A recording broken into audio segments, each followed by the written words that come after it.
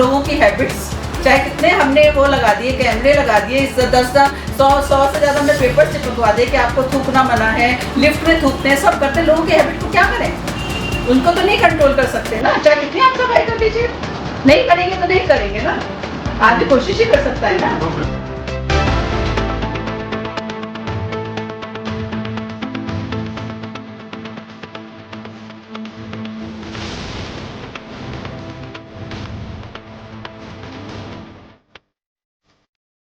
नमस्कार, आप देख रहे हैं निश्चय टाइम। आज हम मौजूद हैं सिविल अस्पताल में और हमारे साथ है अस्पताल के निदेशक। हम उनसे जाने कि अस्पताल की सुविधाएं, चुनौतियां और भविष्य को लेकर क्या योजनाएं हैं। तो मेरी फर्स्ट प्रायोरिटी इन्हीं चीज़ों पे कार्य करने की रही और मैंने यही कोशिश की कि पहले जितना भी मैं कर सकती हूँ। पहले तो मैंने फर्स्ट टाइम आते ही सबको कहा कि मतलब 2 व्हीलर्स को लाइन में लगाएं, गार्डों को इंस्ट्रक्शंस दिए, लाइनें खिंचवाई, रस्सियाँ बंधवाई, जिससे जितना हमारे पास स्पेस है वो तो एक सही व्यवस्थित ढंग से लगे, जिससे मरीजों को भी आराम होगा, रिश्तेदारों को भी आराम होगा, देखने भी अच्छा लगेगा। किसी भी जगह आप जाते हैं सबसे पहले तो आपको सफाई या व्यवस्थित चीज़ें देख के ही मन खुश होता है। सबसे बड़ी बात तो यही होती है। अगर आप कहीं स्कैटर्ड फैला बोला तो आदमी का दिमाग ऐसे ही खराब हो जाता है। तो फिर मैंने उसी पे वर्कआउट किया और इमरजेंसी में मैंने देखा इसे, तो आपने देखा कॉरिडोर्स क्लीन हो गया, सारी अलमारियाँ बैठ के मशक्क़त करके कोशिश करके सब चीज़ें सेटल कराएँ। तो जनरल सर्जरी के कितने वार्ड हैं और कितने बेड होंगे उनमें? मेल सर्जिकल में 32 बेड्स हैं, आयुष्मान सर्जरी में हमारे 20 बेड्स हैं और फीमेल सर्जिकल में 33 बेड्स हैं। और हमारा जो प्लास्टिक वाला वार्ड है जहाँ पे आपको मालूम होगा, बर्न वार्ड। हाँ, बर्न वार्ड, उसमें भी एक तरह से सर्जरी है होगी, उसमें भी अलग से हमारे बेड्स हैं। मैं जो बर्न वार्ड है तो उसमें क्या जनरल सर्जरी के पेशेंट रखे जा सकते हैं, मेल फीमेल सब एक साथ? नहीं, उसमें नहीं रखे जाते हैं। जनरल सर्जरी के पेशेंट अलग रखे रहते हैं, जो बर्न वाले हाँ, तो वो सेंसिटिव थोड़े होते हैं। हाँ, और थोड़ा सा इन्फेक्शन उनको अलग रहता है, वो अलग रहते हैं, वो बिल्कुल अलग। क्योंकि ये कई लोगों ने ये भी कहा कि जो बर्न वार्ड है बेसिकली आपका, वहाँ पर जो जनरल सर्जरी के जो पेशेंट है वहाँ रखे हुए हैं और वो मेल फीमेल एक साथ रखे, तो हमने हो सकता है कि भाई ओवर क्राउडेड हो जाए। ओवर क्राउडेड है और सर्जरी अगर ज़्यादा हो रही है, सर्जरी के बेड्स फुल हो गए हैं, तो फिर तो वहाँ मैनेज करना ही पड़ेगा। फिर तो मैनेज तो करना ही पड़ेगा ना। कि मेल फीमेल वार्ड मतलब बर्न वार्ड में एक साथ है, इसलिए तो उनको सेग्रीगेट करके कुछ अलग नहीं किया जा सकता। नहीं, अलग क्या हो जाए। एक्चुअली जनरल सर्जरी के सारे बेड्स इधर बने हुए हैं, सारे पेशेंट इधर भर्ती हो जाते हैं मेल और फीमेल। अब तो यहाँ पर जो दवाओं की उपलब्धता है वो किस तरह से और कैसे है, मतलब लगभग सारी दवाइयाँ उपलब्ध रहती हैं या कुछ? सब दवाइयाँ उपलब्ध है और जो कम रहती है तो उनको जो हमें यूपी CML से सप्लाई नहीं मिलती है तो हम LP के थ्रू, लोकल परचेज के थ्रू खरीद के सब मुहैया कराई जाती है सब मरीजों को। अच्छा मैम, इसमें ये भी आ रही है कि जैसे LP में क्या आप लोग जेनरिक मेडिसिन लेते हैं या स्टैंडर्ड मेडिसिन लेते हैं? LP में तो कोई जेनरिक लेना भी नहीं पसंद करता है, सभी को स्टैंडर्ड मेडिसिन चाहिए होती है।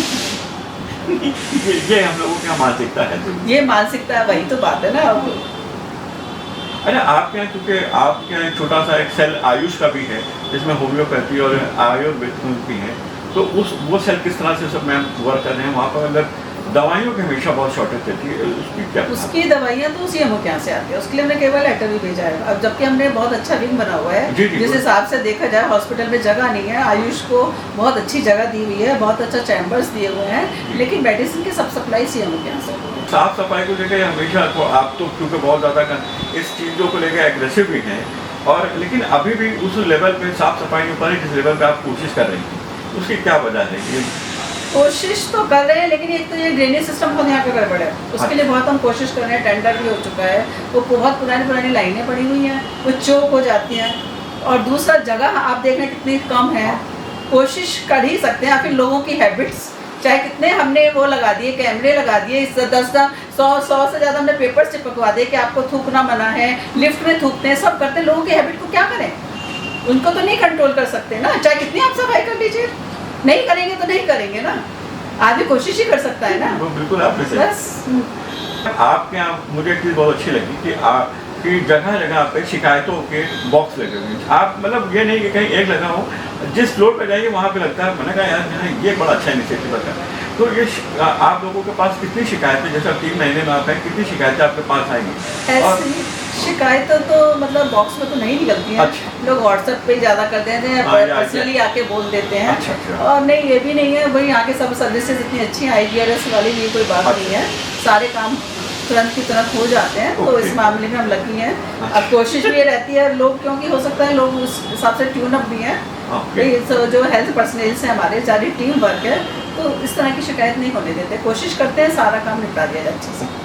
इसीलिए जो है मतलब आपके पास जो बॉक्सर्स हैं उनमें कंप्लेंट्स नहीं आती हैं, इंडिविजुअली डायरेक्ट आपका मरीज के पास परेशानी ये क्या देखिए, बॉक्स वाला जमाना गया पुराना, ये हो गया हमारी मेरी 35 साल की नौकरी हो गई है।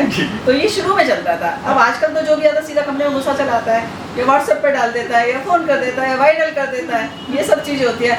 बॉक्स की अब परंपरा चल रही है, धीरे धीरे हट जाएगी वो भी।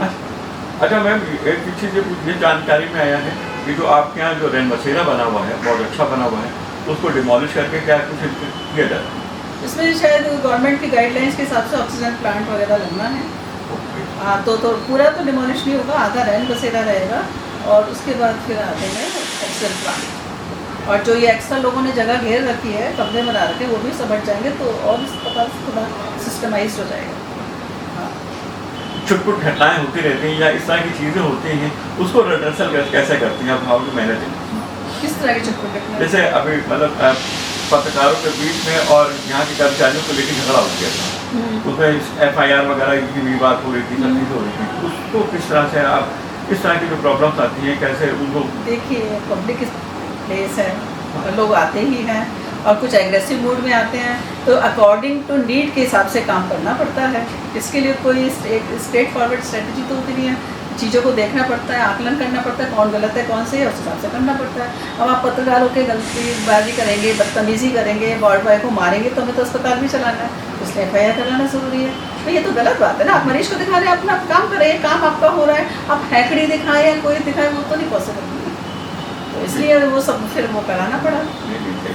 हालांकि उत्तर प्रदेश के मुख्यमंत्री जिनके पास हेल्थ डिपार्टमेंट की जिम्मेदारी है, उनका पत्रकारों से ये कहना है कि एक बार आप अस्पताल जाकर जरूर देखें। सुनिए उनकी ज़बानी।